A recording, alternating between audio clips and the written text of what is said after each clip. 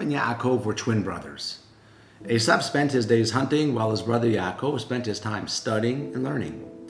One day Yaakov was making a stew when his brother Asav came in from a long day of being in the field and said to Yaakov, "Pour me some of that red stuff. I am exhausted." Yaakov replies, "Sell your birthright to me."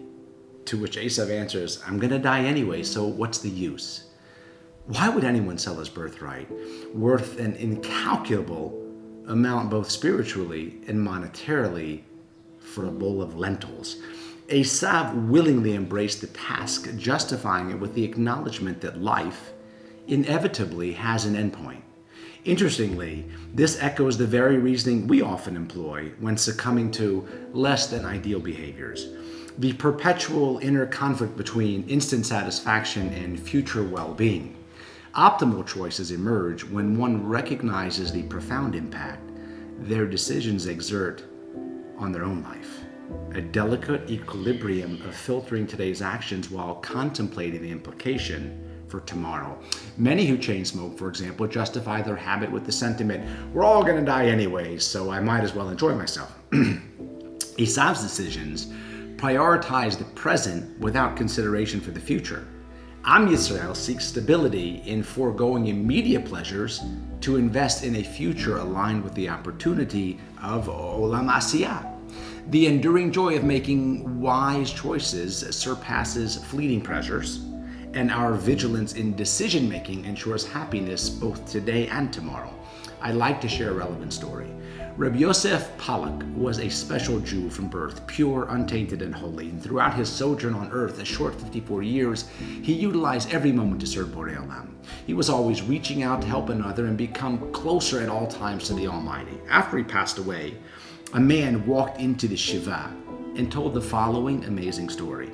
After his marriage, Rabbi Yosef moved to the Gerer Hasidish Kehillah and began teaching Torah. He would come to shul daily and teach whoever would arrive, any topic that they wanted to learn, no formal schedule. On a day that was marked by relentless rain, not a soul appeared, and undeterred, Rabbi Yosef patiently awaited someone, but as the downpour persisted without a listener in sight, he resolved to take matters into his own hands, and unfazed by the elements, he made his way towards the nearest apartment building, determined to find a chavruta. The wind howled, the rain poured, yet undiscouraged, he embarked on a mission, knocking on doors, hoping to find a willing audience. Approaching the first building, he entered and began knocking, no reply. Next apartment, a little harder, still nothing. Yet, persistent knocking yielded an encounter with a disheveled man in his 30s, seemingly lost in the shadows of life, and undeterred by initial hostility, Reb Yosef, embodying divine purpose, asked, "Would you like to learn with me?" In the face of agitation, the man demanded, "Who are you? Who sent you?"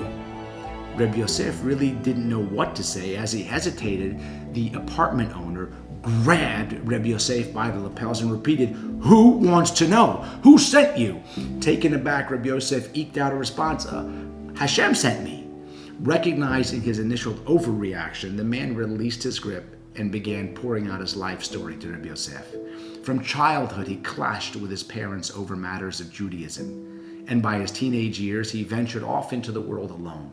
Despite attempts from his family to keep him connected, he distanced himself, leading to 2 decades of solitude with one decision.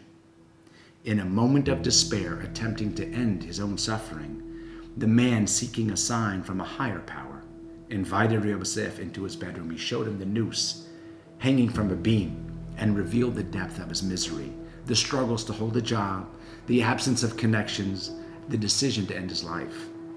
A divine intervention unfolded as a knock on the door interrupted his desperate act. As soon as I got back to my bedroom, the knocking started up again, this time much louder.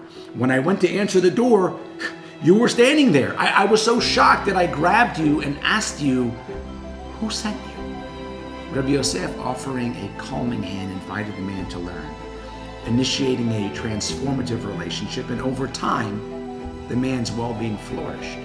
He reconnected with his roots and married and built a beautiful family of his own. In the midst of recounting this poignant narrative, the man in the Pollack home shifted uncomfortably in his seat, and he quietly uttered, "I am that man." Each choice, a seed in our journey's soil, shapes our present and future, nurturing these decisions as they determine the spiritual blossoms and the fruits to come.